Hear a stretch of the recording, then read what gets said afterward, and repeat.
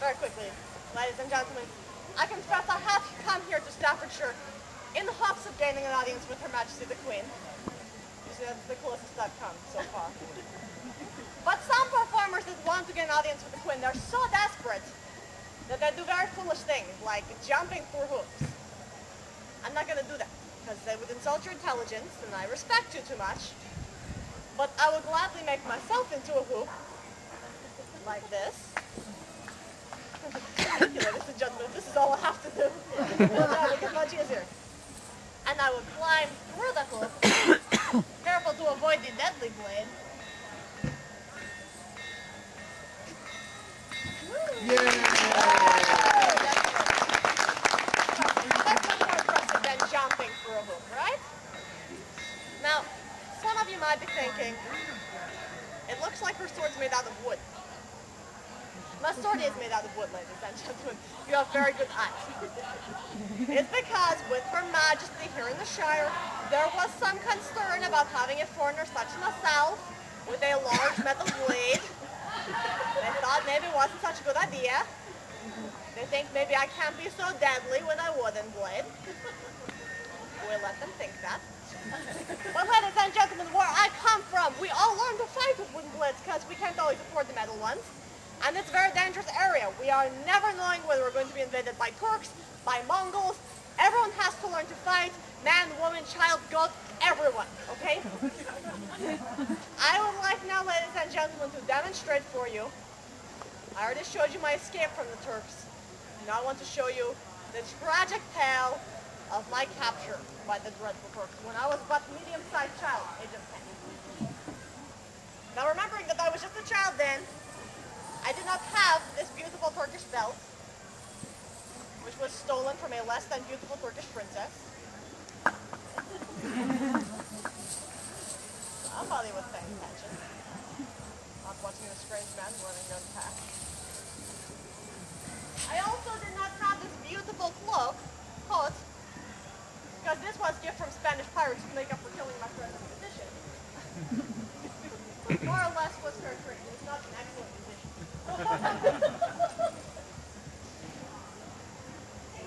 So this is as low as I would go, ladies and gentlemen. I don't wish to offend your delicate sensibilities, but this was more or less how I was dressed as a child the day that I was captured by the dreadful Turks. Now I was out in the field tending the yaks with my brothers, Piotr and Ivan.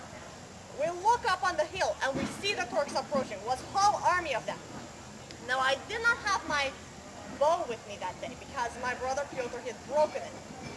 I did have an arrow. Now I don't have an arrow today, but hopefully with your imagination you can pretend this is an arrow. What I did was I made a bow out of my own leg and I fired arrow at the approaching Turks. And I hit one of them. But I only hit one of them and it was whole army, as I said. So hitting one doesn't do me but so much good. So they fell upon us, and sooner or later one of them attacked me from behind. Now you might be asking me, Sashenka, what do you do if you're attacked from behind by dreadful Turks? Because this can happen to you too, you never know. You could turn like this, but they'll be expecting that, okay? The secret I will tell you is that Turks are very soft in their brains. So if you're ever attacked from behind by dreadful Turks, this is what I recommend you do. And tell them through the head like this. They'll never expect it, ladies and gentlemen. So I killed that Turk. But another one grabbed me from the front and he tied my hands behind my back because he thinks maybe I can't be so deadly with my hands tied behind my back. He is fool. Because the secret I will tell you, ladies and gentlemen, is that I can fight just as well with my feet as with my hands. Would you like to see a demonstration?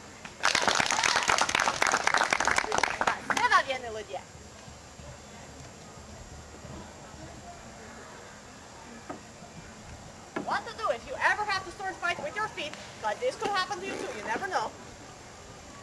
And it helps if you have a beautiful stolen Turkish carpet, but if you don't, it's fine, it's optional.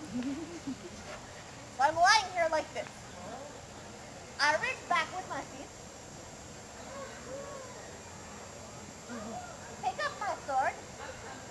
And I continue to fight. The dreadful Turks. Ladies and gentlemen, you talk like that, I will never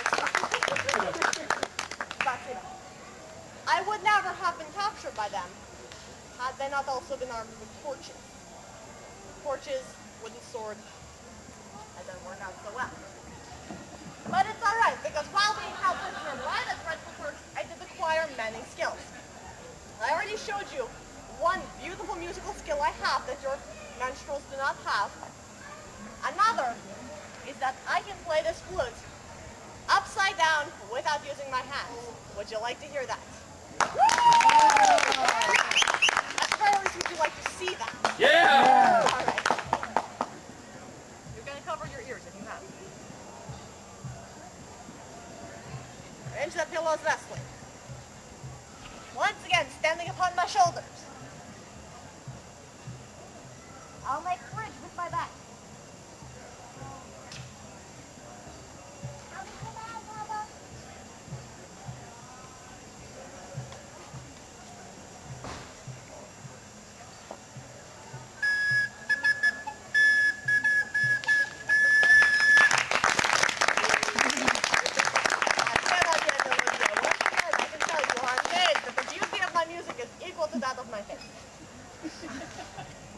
I have one more inverted posture I'd like to demonstrate for you, ladies and gentlemen. It totally defies description. I'm going to give you one anyway. What I'm going to do, once again, reclining here upon my beautiful stolen Turkish carpet, I will stand upon my shoulders, demonstrate the action of the shears with which we used to shear our yaks. Then I will turn myself completely over, turn myself inside out, turn myself over the other direction, and will end up with my legs in 180-degree angle just for you, ladies and gentlemen, okay? Are you ready? Yes. All right.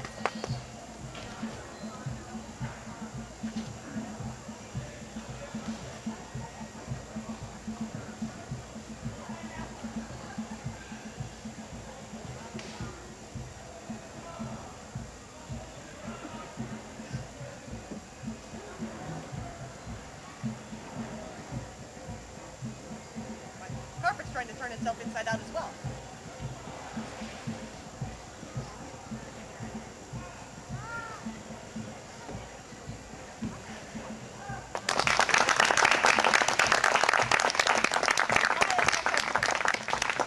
By the way, should you ever be in battle and one of your legs is severed, you can still use your remaining leg as a bow. It still works. But only if you're fighting dwarves because your aim is very low. Whatever.